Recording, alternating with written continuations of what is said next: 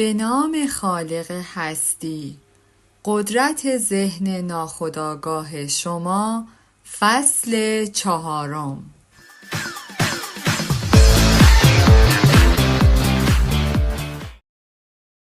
قبل از اینکه خواندن کتاب را آغاز کنم، میخواستم به خاطر گوش کردن ویدیوهای قبلی از شما تشکر کنم و از شما همراهان عزیز کانال متاترون میخواهم در صورتی که کتاب مورد نظری میخواهید خوانده شود، در قسمت نظرات هم نظرات ارزشمندتان را، همین که اسم کتابی را که می‌خواهید خوانده شود به همراه نویسنده آن برای ما کامنت کنید. در صورت امکان حتما خوانده می‌شود. امیدوارم تا اینجا توانسته باشم نقشی در اصلاح سبک مالی شما عزیزان ایفا کرده باشم. با تشکر کانال متاترون لطفاً لایک فراموش نشود. شفابخشی‌های ذهنی در دوران باستان. در طول اعصار مردان همه ملت‌ها به گونه‌ای غریزی معتقد بودند که در جایی از آنها یک قدرت شفابخش قرار دارد که می‌تواند عملکردها و احساسات بدن انسان را به حالت طبیعی بازگرداند. آنها اعتقاد داشتند که در برخی شرایط میتوان به این قدرت عجیب استناد کرد و در پی آن کاهش درد و رنج انسان خواهد بود. تاریخ همه ملت‌ها گواهی در حمایت از این عقیده است. گفته می شود که در طول تاریخ جهان قدرت تاثیرگذار پنهانی بر خیر و شر بر روی مردان از جمله بهبودی بیماران توسط کاهنان و مقدسین همه ملت‌ها در اختیار بوده است. تصور می‌شد که شفای بیماران قدرتی است که مستقیما از جانب خدا گرفته شده است و مراحل و روند بهبودی در سراسر جهان متفاوت است. فرایندهای بهبودی به صورت دعا و نیایش به درگاه خداوند در مراسم مختلفی از جمله گذاشتن دست، افسون، استفاده از تعویذ، طلسم، انگشتر، بقای متبرکه و تصاویر صورت می گرفت.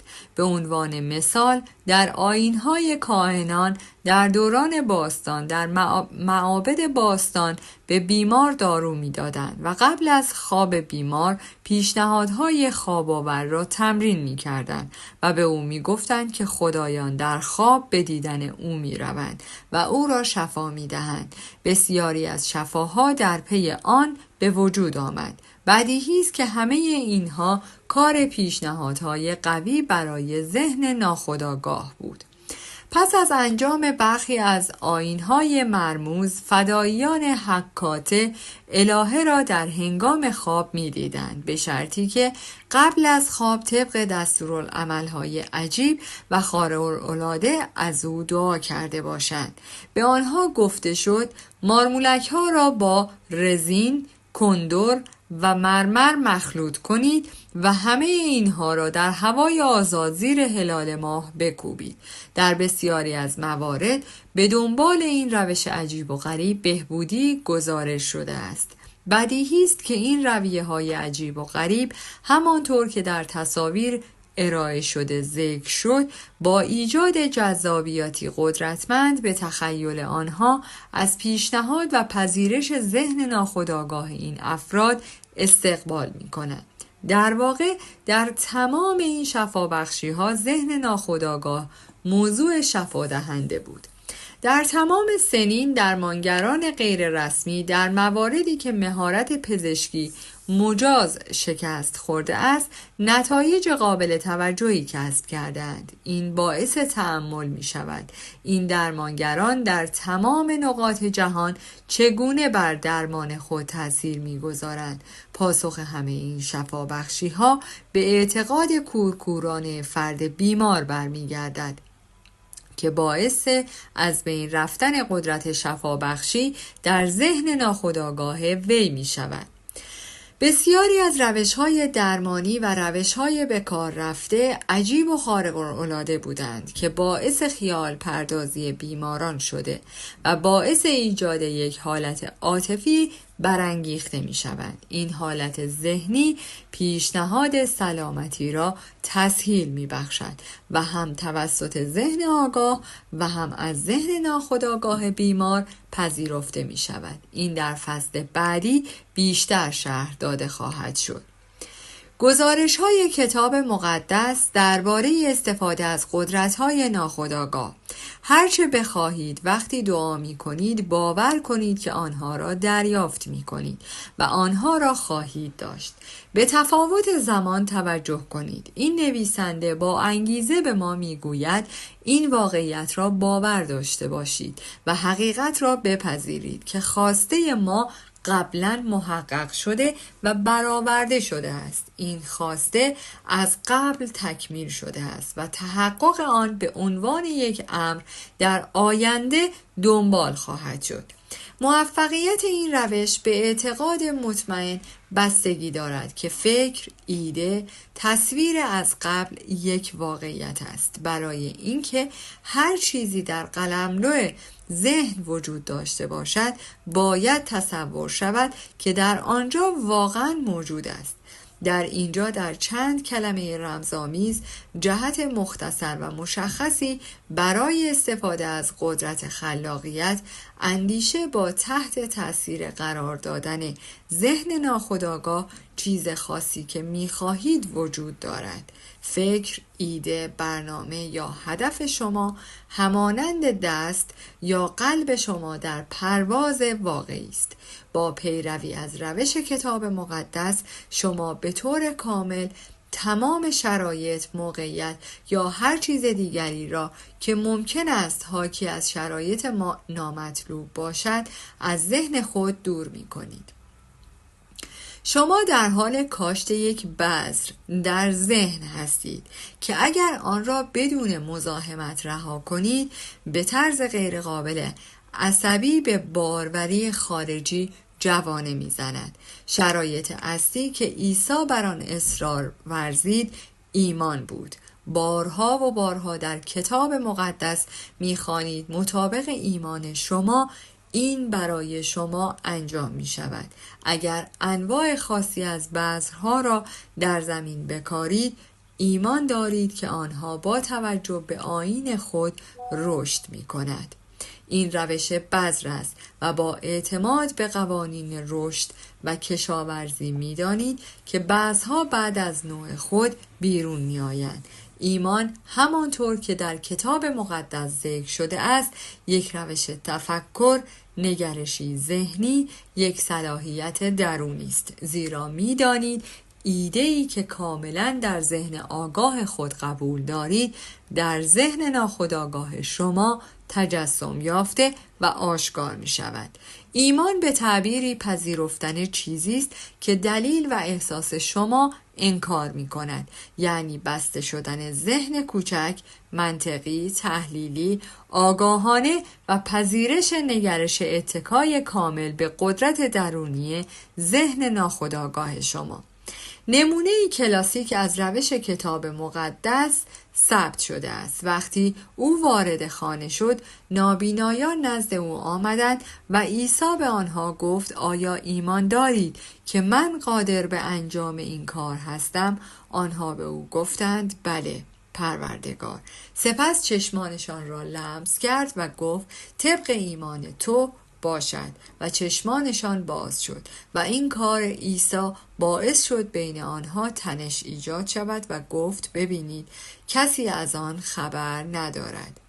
عیسی در کلمات با توجه به ایمانتان برای شما معجزه کرد. می‌بینید که عیسی در واقع برای همکاری ذهن ناخودآگاه مردان نابینا محبوب بود. ایمان آنها، انتظار بزرگ آنها، احساس درونی آنها، اعتقاد درونی آنها به اتفاق معجزه آسایی بود و دعایشان مستجاب میشد و همین بود. این تکنیک زمان مفتخر شفا بخشیدن است که به طور یکسان توسط همه گروه‌های شفا بخشی در سراسر جهان بدون در نظر گرفتن وابستگی مذهبی استفاده می شود.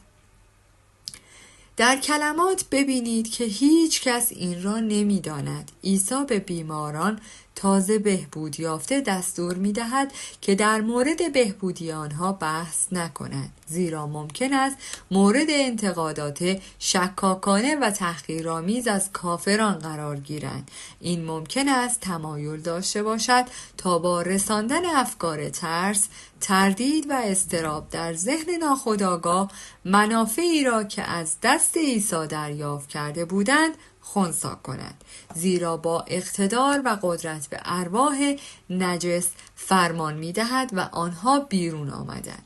هنگامی که بیماران برای شفا به نزد عیسی آمدند، با ایمانشان به همراه ایمان او و درک قدرت شفابخشی ذهن ناخودآگاه توسط آنها بهبود یافتند. هرچه او مقدر کرد در باطن احساس می‌کرد که حقیقت دارد. او و افراد نیازمند کمک در یک ذهنیت ذهنی جهانی قرار داشتند و آگاهی و اعتقاد درونی ساکت او نسبت به قدرت شفابخشی باعث تغییر الگوهای مخرب منفی در ذهن ناخودآگاه بیماران شد. بهبودی حاصل پاسخ خودکار به تغییر ذهنی داخلی بود. دستور او، جذابیت او برای ذهن ناخودآگاه بیماران به علاوه آگاهی، احساس و اعتماد مطلق او به پاسخ ذهن ناخودآگاه به کلماتی بود که با اقتدار صحبت می کرد. معجزات در امامزاده‌های مختلف در سراسر جهان. این یک واقعیت ثابت شده است که معالجه ها در زیارتگاه‌های مختلف در سراسر جهان مانند ژاپن، هند، اروپا و آمریکا انجام شده است. من از چندین مکان مقدس در ژاپن بازدید کردم.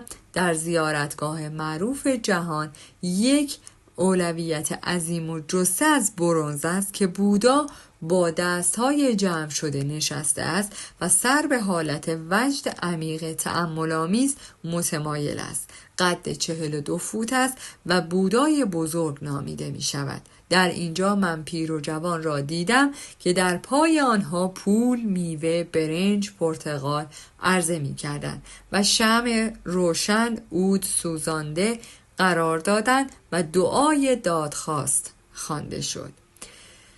راهنما سرودهای دختری جوان را هنگام زمزمه کردن دعا شرح داد و کم کم سر تعظیم فرود آورد و 2 عدد پرتقال را به عنوان پیشکش قرار داد. او همچنین یک شمع روشن کرد. او گفت که او صدای خود را از دست داده است و در معبد بهبود یافت. او از بودا برای بازیابی صدای خود تشکر می کرد. او ایمان ساده‌ای داشت که بودا اگر آداب و رسوم خاصی را دنبال کند روزه بگیرد و پیشکش‌های خاص انجام دهد. صدای آوازخوان خود را به او باز می‌گرداند. همه اینها به شعله‌ور شدن ایمان و امید کمک کرد و نتیجه آن تهویه ذهن او تا حد اعتقاد بود. ذهن ناخودآگاه او به عقیده او پاسخ داد. برای نشان دادن بیشتر قدرت تخیل و باور کور، من در مورد یکی از بستگانم که به سل مبتلا شده بود صحبت می کنم.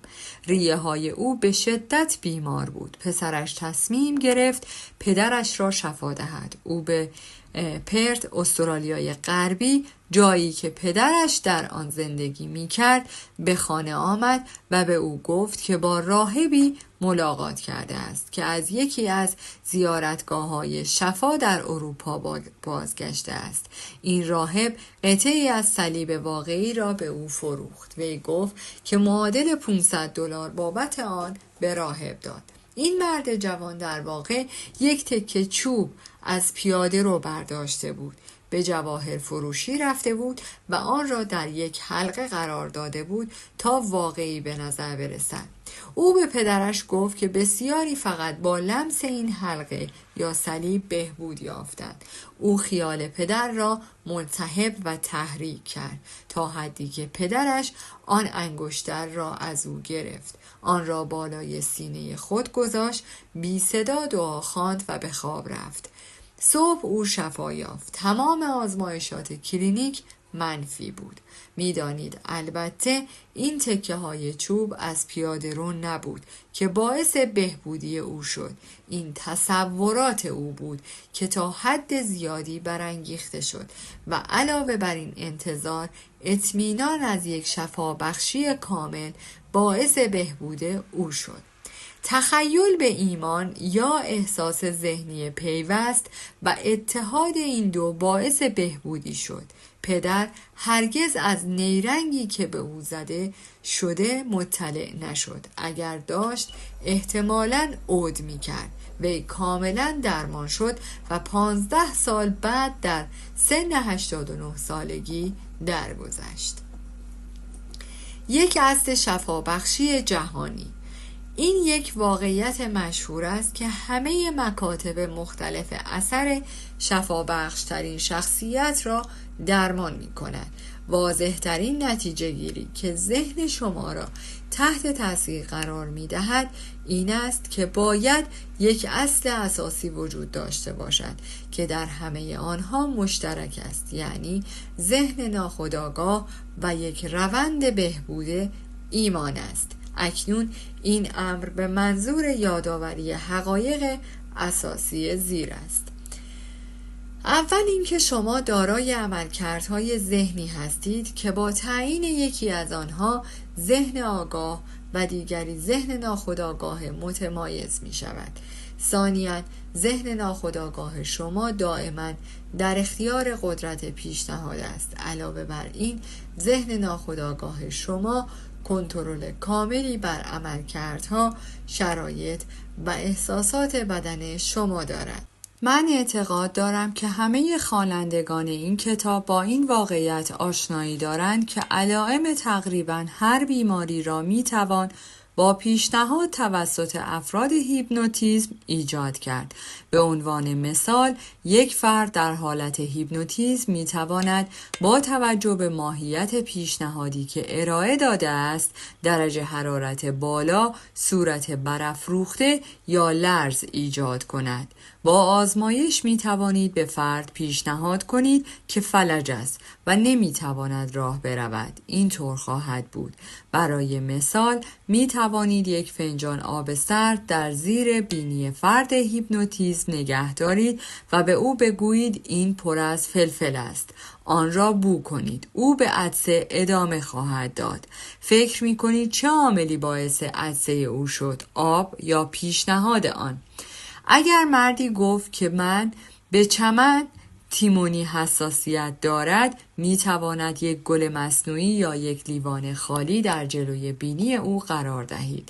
در حالی که او در حالت هیپنوتیزم است، به او بگویید که این گیاه چیمون تیموتی است. او علائم معمول آلرژیک را به تصویر می کشد. این نشان می دهد که علت بیماری در ذهن است. بهبود این بیماری می تواند از نظر ذهنی نیز ایجاد شود. شما می‌فهمید که بهبودهای چشمگیر از طریق استئوپاتی، داروهای کایروپراکتیک و طبیعت درمانی و همچنین از طریق همه نهادهای مختلف مذهبی در سراسر جهان اتفاق می‌افتد. اما بدیهی است که همه این معالجه‌ها از طریق ذهن ناخودآگاه تنها درمانگر وجود دارد. توجه کنید که چگونه بریدگی صورت شما را که ناشی از تراشیدن است بهبود می‌بخشد. این دقیقاً می‌داند که چگونه این کار را انجام دهد. دکتر زخم را می‌پوشاند و می‌گوید طبیعت آن را بهبود می‌بخشد. طبیعت به قانون طبیعی، قانون ذهن ناخودآگاه یا حفظ خود گفته می‌شود که عملکرد ذهن ناخودآگاه است. غریزه صیانت نفس اولین قانون طبیعت است. قوی ترین غریزه شما از همه پیشنهادات خودکار قوی تر است. نظریه های کاملا متفاوت. گفتگو در مورد نظریه های متعدد مطرح شده توسط فرقه های مختلف مذهبی و گروه های دعا درمانی خسته کننده و سودآور نخواهد بود. تعداد زیادی هستند که ادعا می کنند چون نظریه آنها نتیجه می دهد بنابراین نظریه صحیحی است. این همانطور که در این فصل توضیح داده شد نمیتواند درست باشد. شما آگاه هستید که انواع مختلفی از درمان وجود دارد. پزشک اتریشی که در پاریس کار آزموده بود کشف کرد که با استفاده از آهنربا بر روی بدن بیمار میتواند آن بیماری را به طور معجزه‌آسایی درمان کند. وی همچنین با سایر شیشه ها و فلزات معالجه انجام داد. وی این شکل از بهبود را متوقف کرد و ادعا کرد که درمانهای وی به دلیل مغناطیس حیوانی است و این نظریه را مطرح می کند که این ماده از درمانگر به بیمار منتقل می شود. روش وی برای درمان بیماری از آن زمان به بعد هیپنوتیزم بود که در زمان او خواب مغناطیسی نامیده میشد. پزشکان دیگر گفتند که همه بهبودی های وی به علت تلقین بوده، نه چیز دیگری. همه این گروه ها مانند روانپزشکان، روانشناسان، متخصصین بیماری های استخوانی، متخصصین جراحی، پزشکان و کلیه کلیساها از یک قدرت جهانی مستقر در ذهن ناخودآگاه استفاده می کنند. هر کدام ممکن است شفا را به دلیل نظریه خود اعلام کنند. روند همه بهبودها یک نگرش قطعی مثبت، ذهنی، یک نگرش درونی یا یک روش تفکر است که ایمان نامیده می شود. بهبود به دلیل یک انتظار با اعتماد است که به عنوان یک پیشنهاد قدرتمند به ذهن ناخودآگاه عمل می کند و قدرت درمانی خود را آزاد می کند. یک مرد با قدرتی متفاوت از دیگری بهبود نمی‌یابد. درست است که او ممکن است نظریه یا روش خاص خود را داشته باشد. فقط یک روند بهبودی وجود دارد و آن ایمان است. فقط یک قدرت شفابخشی وجود دارد، یعنی ذهن ناخودآگاه شما.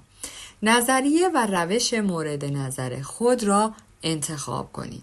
می توانید مطمئن باشید اگر ایمان دارید نتیجه خواهید گرفت.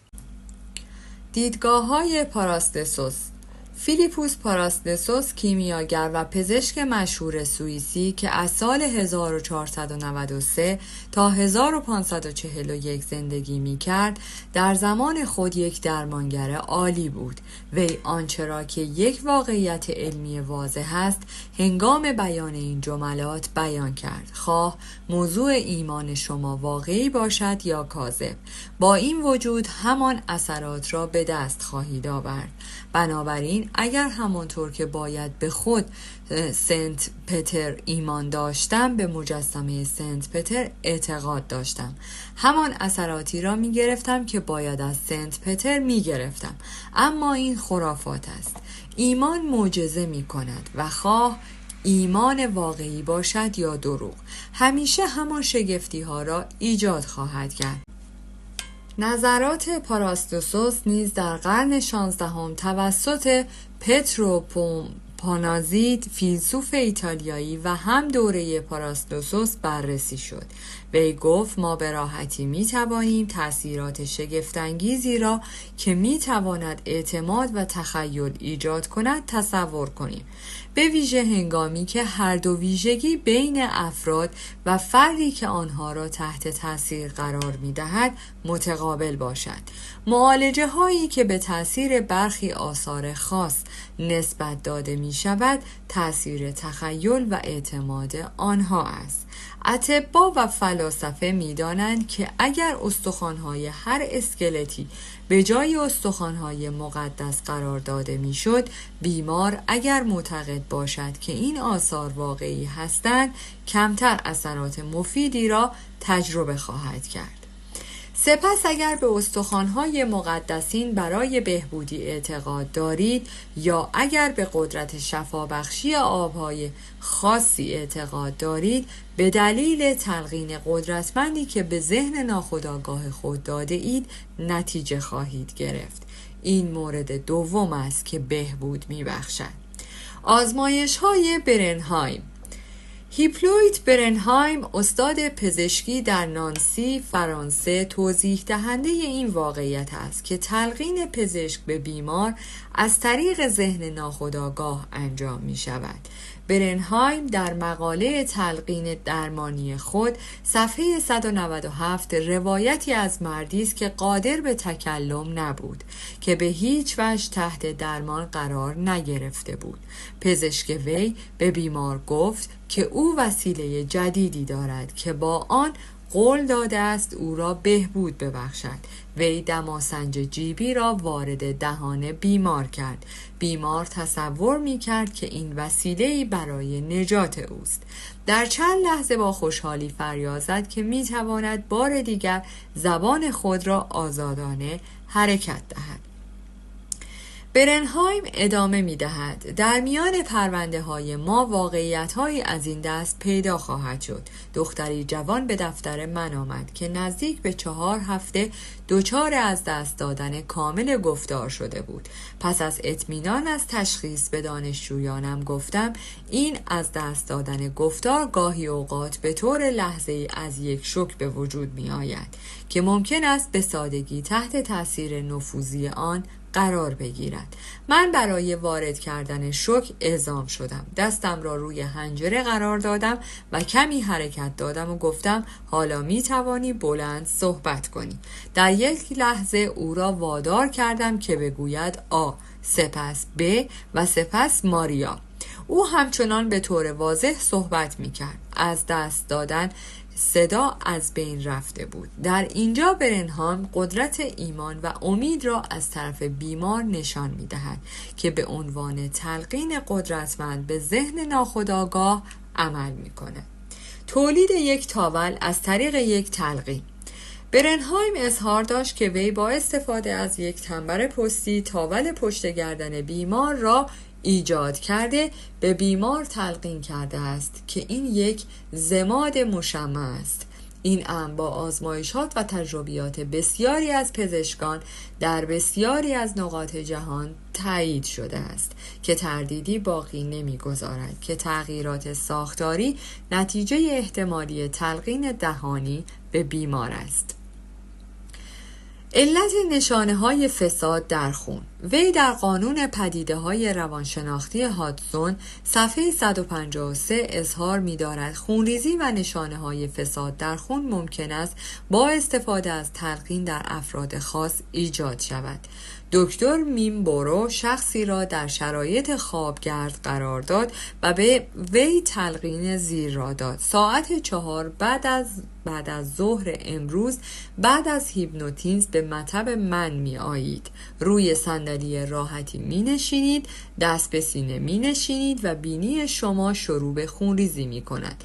در این ساعت مرد جوانی طبق دستور عمل کرد. چند قطره خون از سوراخ بینی شما بیرون آمد. به عبارتی دیگر همان محقق نام بیمار را بر روی هر دو بازویش با سر کند یک ابزار حکاکی کرد. سپس وقتی بیمار در وضعیت خوابگرد قرار داشت گفت ساعت 4 بعد از ظهر امروز میخوابید و بازوهایتان در امتداد خطوطی که من حکاکی کردم خونریزی خواهند کرد و شما و نام شما با حروف خون روی بازوان شما نوشته خواهد شد. ساعت 4 او را تماشا کردند و دیدند که به خواب رفته است. روی بازوی چپ حروف برجسته شده و در چندین مکان قطره‌ای از خون وجود داشت. 3 ماه بعد از آن حروف هنوز قابل مشاهده بودند، اگرچه به تدریج کمرنگ شده بود.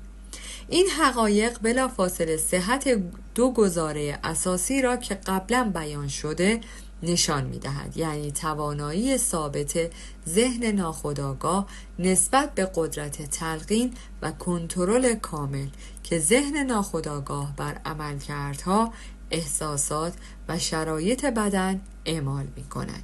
تمام پدیده‌های فوق شرایط ناهنجاری ناشی از تلقین را به طرز آشکاری نمایان می‌کند و اثبات قاطعی است که همانطور که یک انسان در قلب خود ذهن ناخودآگاه فکر می‌کند او نیز چنین است. مروری بر نکات شفابخشی. 1. مرتباً به خود یادآوری کنید که قدرت شفابخشی در ذهن ناخودآگاهتان وجود دارد. 2. بدانید که ایمان مانند بذری است که در زمین کاشته شده است. بعد از نوع خود رشد می کند. ایده دانه را در ذهن خود بکارید، آن را آبیاری کرده و با انتظار کود دهید، تجلی می یابد. 3. ایده‌ای که برای یک کتاب، اختراع جدید یا نمایشنامه دارید در ذهن شما واقعی است. به همین دلیل است که می توانید باور کنید اکنون آن را دارید. به واقعیت ایده، برنامه یا اختراع خود باور داشته باشید و همانطور که در انجام می دهید آشکار خواهد شد. 4.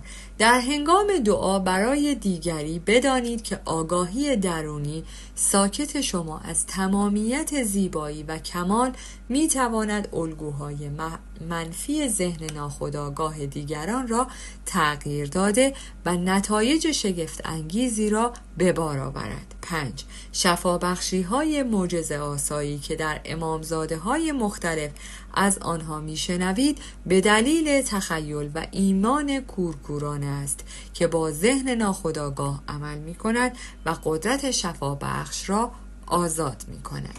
6. همه بیماری ها از ذهن سرچشمه می گیرند. هیچ چیز روی بدن ظاهر نمی شود مگر اینکه الگوی ذهنی متناسب با آن وجود داشته باشد. 7.